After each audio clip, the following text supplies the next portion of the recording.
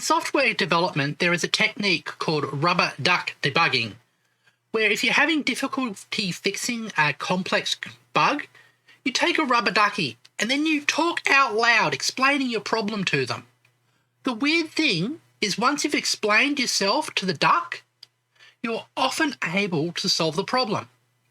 Just saying things out loud helps get your thoughts straight. I really want to get my head around AI art. So, let's talk to ourselves about it. Is it even art?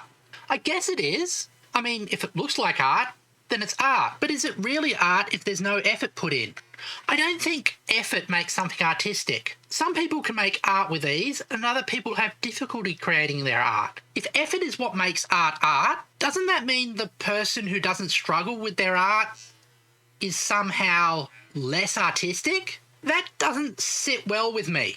It's like one of those big romantic concepts of art, which are kind of toxic, sure, but there has to be some sort of human hand involved to make it art. What about landscape photography then?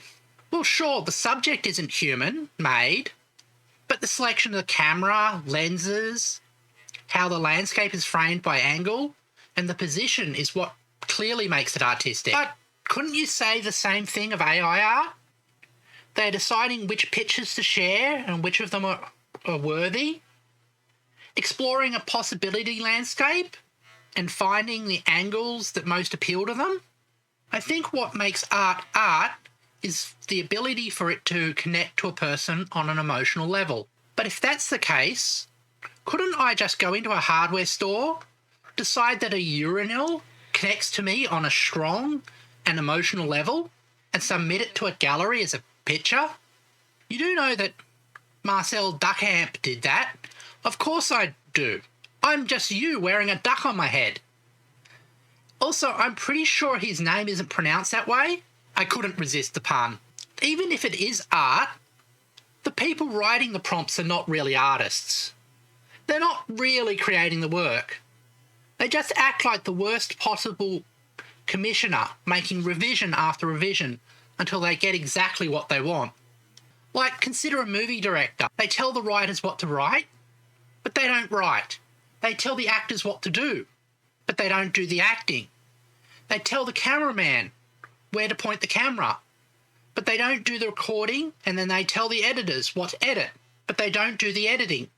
However, we still consider a movie director an artist. And I agree, asking for revision after revision sucks. But if it's a computer that's generating the revision, I don't have any issue being cruel to a computer. Sure. But that doesn't mean they're not arseholes in other ways. Yeah, that's true. I think that we could have far better conversations if people were not arseholes to each other and acted with compassion. From the compassion side of things, artists' livelihoods are at risk. I'm not completely convinced that they are. How so? Well, AI art seems not to be copyrightable in the US. So if a corporation creates AI art, they can't own it. Without the ability to own it and monopolise it, it's difficult to monetize. So corporations are still going to need to hire artists.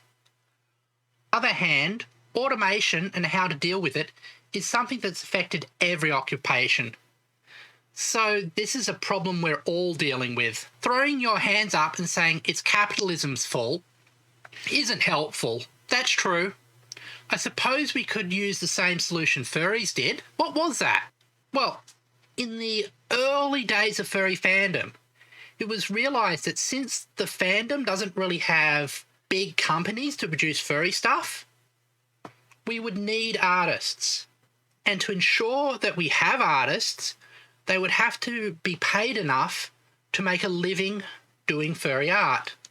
What about training data? AI art makes use of artists' images as training data. Doesn't that make it plagiarism? Look, a direct copy of artwork is clearly plagiarism. But what if I had over 2 million images, and from each of those, I copied a single pixel? to create a 920 by 1080 image. That's ridiculous. There's no way to tell which pixel was copied. It's clearly not plagiarism. Yes, but between those two extremes of direct copying and my pixel mosaic, there is a point where things stop becoming plagiarism.